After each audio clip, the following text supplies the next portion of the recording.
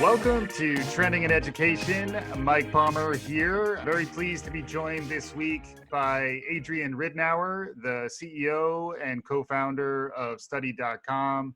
Really interesting backstory in terms of founding the company and really interesting stuff that they're working on today. And I think it's a relevant topic for those of us trying to keep an eye on what's emerging in learning and education. But with no further ado, let me welcome Adrian to the show. So Adrian, welcome to Trending in Education. Thank you for having me, Mike. I'm excited to be here. Yeah, and normally the way we begin is we ask each of our guests for their origin story. So how did you get to this point in your career? And you have a pretty interesting career and background. Catch us up on where you came from and where you are now. Absolutely. And I guess the place I'd like to start is really I bring a perspective of a first generation college graduate, but it's more than that. My family is originally from Argentina. So I was born there and moved around multiple times. We lived in Venezuela, Brazil, and finally moving to the United States as I was finishing up high school. So as someone who's seen that span and really understood that learning is different in every place and for every person, that's a big part of what I bring with me and what I've really brought over the last 2 decades as I've been working on the problem of making education accessible. So the other thing I want to touch on that I think is important is accessibility is really important because I've had firsthand experience. My brother Pablo has special needs and is something that he learns differently. He's much more of an experiential learner, visual learner, and I was able to see that over his life and my life and really realizing that's not unique to him or other people with special needs. All of us learn differently. That's a big part. So as I went through school and worked my way through my software engineering degree and my undergraduate, I knew there was a way that technology could dramatically increase the quality and personalization of learning and drastically reduce the cost, especially of higher education. And that's a big part of why I created Study.com, and we do what we've been doing over the last several years. Yeah, and it's an interesting span of time too, because as someone who's been in the field, I've been doing this type of thing for 20 plus years, and it looks like in some way, shape, or form, Study.com's been keeping an eye on things over that period of time. It is interesting that a lot of the same problems have been in the space for the entire time. But one of the main problems, I think, was always adoption. Like not enough people were necessarily fully sold on the promise of online learning. And then 2020 happened. And so whether you're sold on it or not, you really didn't have an alternative. I've talked about it as a forcing function in terms of adopting digital solutions for many folks who may not have been doing that before. As an organization that's been doing this for quite some time, understanding how to solve the problem and how the problem space is evolving, I'd love to get some of your perspective on what 2020 has been like, and then maybe shed some light on really what you're trying to accomplish with Study.com these days. Yeah, 2020, the pandemic really has shifted the world in every way. And you're absolutely right. 90% of the world school population at some point was learning from home, either 100% or blended. And as rapid and uncomfortable as it felt, certainly plenty of mistakes and errors for those of us who've been in the space a long time. We've seen, I completely agree. I think it's a huge leap forward towards the future learning. And I view it as we leaped forward 5 years in 5 months easily. And it was, I like how you phrased it, as a forcing function. For us as an edtech company, I think we've seen a dramatic adoption in terms of not just with schools, K-12 and colleges, but really even further accelerated learners and educators that are directly on the platform. So engagement has gone through the roof and the demand has gone through the roof. And I think that for us, the benefit of having spent over 2 decades working on how do you reimagine learning in this new modality, how do you make it better, I think it's been really key because remote teaching isn't the same as online learning. And for me, I hear a lot of comparison. And remote teaching pales in comparison to truly a robust, reimagined online learning experience. If anything, I also don't think technology is going to substitute great teachers or classrooms are going away. We're all appreciating a good teacher now more than ever, and we're reminded the value they bring. But I do think that what we've done has laid the foundation to really enhance and expand how we teach students of all ages. And I think that's a big part of what the pandemic has accelerated. And I was really intrigued by the fact that your platform is not designed just for students, it's also designed with educators in mind. And we've talked a lot about just trying to empathize and support our educators in this really difficult year. It sounds like some faculty, some teachers have been able to find support, supplemental resources, ways to connect study.com resources into what they're teaching. Can you talk a little bit about that? Maybe expand a quick description of what study.com is as a platform and who it's designed for? Yeah, absolutely. The way we like to think about it is study.com is really a platform designed to provide academic support both for learners and educators. And we really build knowledge confidence. And to put it in perspective, we're helping over 30 million learners and educators on study.com every month. Wow. And that could be through accessing one of our courses, our micro video lessons, a teacher using one of our lesson plans for their class. And really, we have a huge breadth. So I think a key that's unique to study.com is we really provide an integrated learning experience. And it's not just crowdsourced curriculum or curriculum in other places. We built expert-created micro-learning modules that students really love. And that's why teachers will integrate it in the classroom, mix and match to what they need. And that was happening before COVID.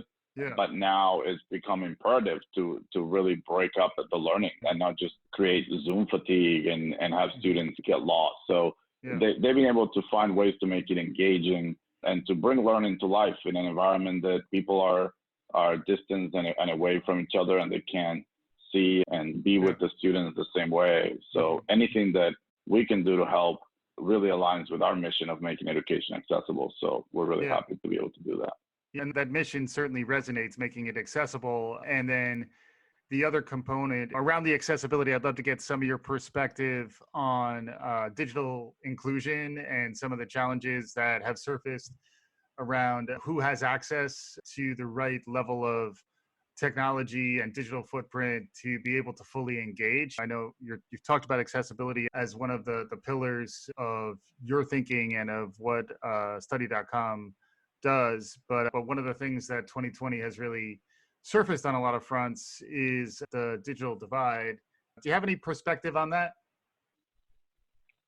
Definitely. And I think sadly, that's probably one of the things COVID-19 has exposed and increased more than ever is existing inequalities in our society. I totally agree. And I think learning inequality is just one of those. My view is I think it's also easy to forget that many poor students and families rely on the public school system, not just for learning, but for meals, device, broader internet access.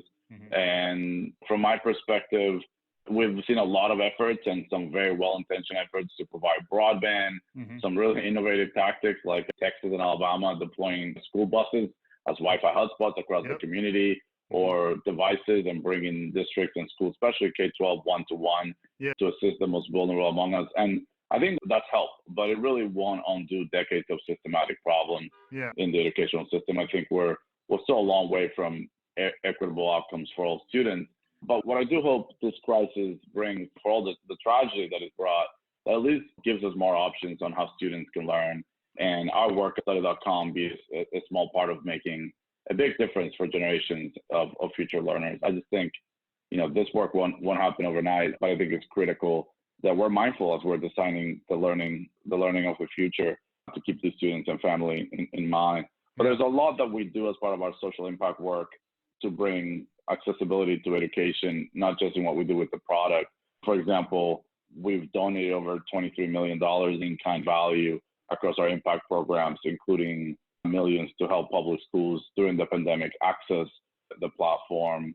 And we've seen huge response to that effort, especially on Title I schools, to really help try to help the population there. But it's hard. I think the digital divide affects all kinds of families. And from my point of view, the other piece that I feel very strongly about, I don't know how you feel about it, is at this point, broadband is not a nice to have. It really has become a utility. It's Yeah. something that we really need to go and make sure that every single household Yeah. in America, especially with kids, have Yeah. access to broadband. It's just a tough issue.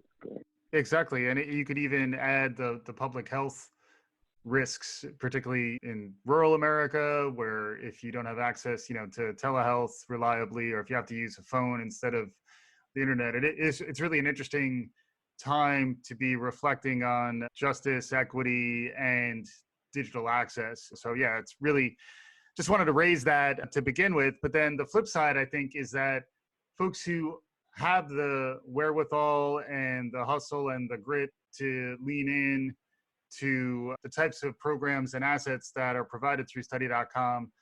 There's some cool stories about acceleration that I was interested in hearing from you on too. So there, in addition to the access, some of the efficiencies and the friction that's removed by using an online platform, it sounded like there's some cool stories of folks who are able to maybe move faster or solve some of their challenges in their educational journey by using your platform. Can you talk a bit about that? Absolutely. And definitely for us, and that's a really good point to bring up. We talk about making education accessible, and very often, especially this time, takes in terms of affordability and the things we just spoke about, but it's a lot more than that. One of the things for us is really providing flexibility and ability for people to move at their own pace. And the piece for us, if you think about study.com, our curriculum spans K-12 through higher ed, STEM to social sciences, and everything in between, right? We have over 83,000 video and micro lessons, 14,000 teaching tools for instructors, worksheets, activity. And the other thing we have that's really unique is we have the largest online college course catalog with over 225 college courses that are recommended for college credit. So think of it as community college from your phone. You can take courses and transfer. And we've seen, with a platform built to deliver learning in this engaging way, students do amazing things. So we have our Working Scholars program, which helps working adults, often single parents that have some college credit but no degree, be able to complete in the span of a year or a year and a half courses that would take them 5 or 6 years to compete in a community college, because they can do it from their phone. They can do it while they're waiting for their kids to finish something, and they're learning, but they're also advancing their career and their livelihood for their families, which is it was something we've been working on for many years, and it's become an even bigger part of our mission as more and more families face unemployment in the face of the pandemic. So that's been a huge part. And the other part, acceleration, has been happening. It's just with students and parents. It's been incredible. I was talking to a mom of a kid that had ADHD and struggled with learning in a traditional environment. And it wasn't by choice that they obviously had to go remote. And she was looking for everything she could to help him. And all of a sudden ran into study.com and realized now he's moving faster through subjects areas that was struggling in traditional learning in history, because we help visualize things that actually make it sticky compared to just reading a book that was hard to keep the attention for her son. So we've seen just transformational learning and really closing the knowledge confidence gap that a lot of students and parents have. And that's a big part of what we try to do at Study. Yeah. It's pretty cool how extensive your library is. As a guy who's spanned the educational ecosystem throughout my career, I was impressed to see the scope of content that study.com represents. I was curious, Adrian, just around any patterns or trends you're beginning to see around usage of the platform in light of the pandemic. You mentioned increase, which is understandable. But are there certain types of courses or certain types of programs that you're seeing the most rapid uptake, or is it really across the board? Are there any trends that you're noticing that you'd be willing to share? Yes, I think overall learning engagement as a metric has gone through the roof for us. So I think that's one metric, which is regardless of which subject or grade level, or if it's high school or college, we've seen just a tremendous spike in overall learner engagement on the platform. More specifically, one of the trends that we have seen historically, like you said, our platform spans a lot of different areas. And we had a lot of students that were preparing for an exam or a test, for example. It could be something like an SAT or something like a professional test certification like nursing and teacher, or even earning college credit. And traditionally, that was a big part of our usage that we saw. I think an acceleration that really took us by surprise was just the core learner who really was just struggling to figure out linear equations or to figure out, and the regular avenues for getting help, the tutoring center that might be open and free at the local college, or the teacher that could have office hours at the high school, all of a sudden were gone. And they were stuck at home with the parents who really have gone an experience on what it's like to be a teacher. Most of the ones I've talked to and get that experience firsthand now. And I think that they've turned into solutions like Study.home to help. And really, we help, and we're like a tutor in your pocket. And that's been the big part of I think what has really accelerated. And that has been across STEM, it has been around social sciences, where really they want help with specific concepts and things that they're struggling, just like they would go to a tutor, but they can do it on demand with exactly what they need. And that's been a big acceleration that we've seen over the last 6 months. Yeah, makes a lot of sense. We're coming up a bit on time, so I wanted to make sure you had an opportunity to share any additional advice for our listeners. And then we always conclude by asking our guests what's new and emerging that's capturing your imagination these days. And I know you're someone who's very plugged into what's going on in educational technology and learning, higher ed, really the whole gamut. Definitely would love to hear anything new and exciting that we haven't heard about so far that's capturing your imagination. But also wanted to give you an opportunity to just share any concluding thoughts or perspective as we continue the conversation. Yeah, I would say on a closing thought, and I'll share some of my thoughts around the future, what the future holds and what I'm excited about. But I think one thought is it's easy for all of us to think about the pandemic and get stuck in the moment that we're living. And ultimately, an optimist when it comes to learning. I think that there's a lot that we're seeing right now that brings innovation to how we help students, how we help educators, and is imperfect, but we will learn and we will get through this. And I think that I'm ultimately optimistic that we have to help everyone, and we can make sure that the benefit of the innovation doesn't just go to a select few. Yep. But we absolutely will end up in a better place, because the digitizing learning is really, in my mind, the only way to bring the ultimate dream of personalized, truly personalized learning experience to life. And to build knowledge confidence for each and every student. Other than figuring out a way to get a one-to-one teacher-to-student ratio in every class in the world, this is the closest, and we have now looked forward. We can, educators, parents, students, we can unlearn what we've learned. We can undiscover what we've discovered.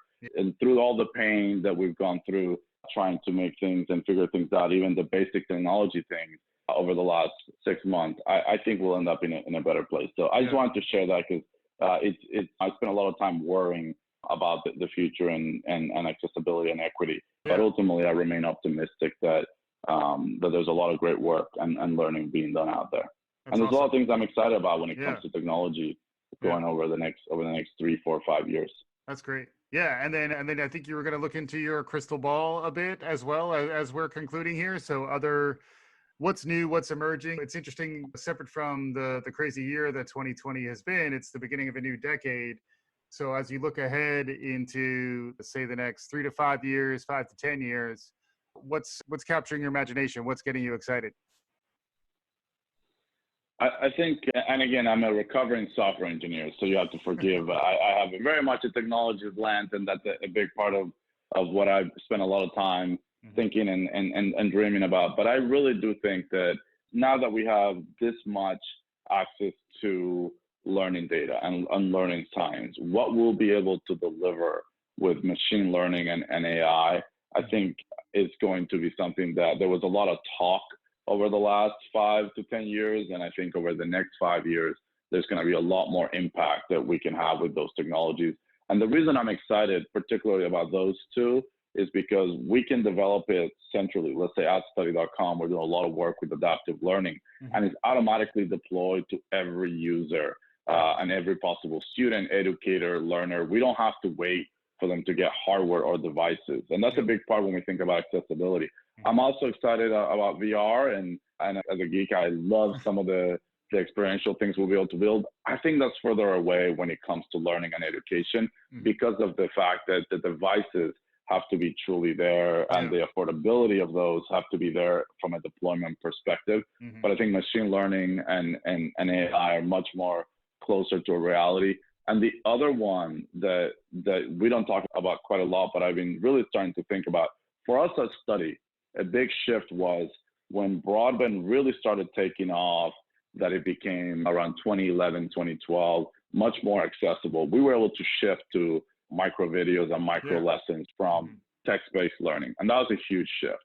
5G, for as much as we've been waiting for it, and it's been a lot of talk, is now truly starting to get a rollout. And what we'll be able to do there from a perspective of connecting students, connecting learners and instructors that are halfway across the world from each other, what it's going to feel instantly, but on a mobile device, I think it's going to be really exciting. Bringing those things together, like crunching data very quickly and helping personalize with a connection that is begun to feel pretty much instant in a device that someone can carry in their pocket. I think it will truly take learning to a new phase. And I'm very optimistic where the next 3 to 5 years will take us as all those technology trends converge. And we're spending a lot of time at study.com thinking on how do we keep exploring and leaping forward and reimagine that learning experience as those new trends become a reality.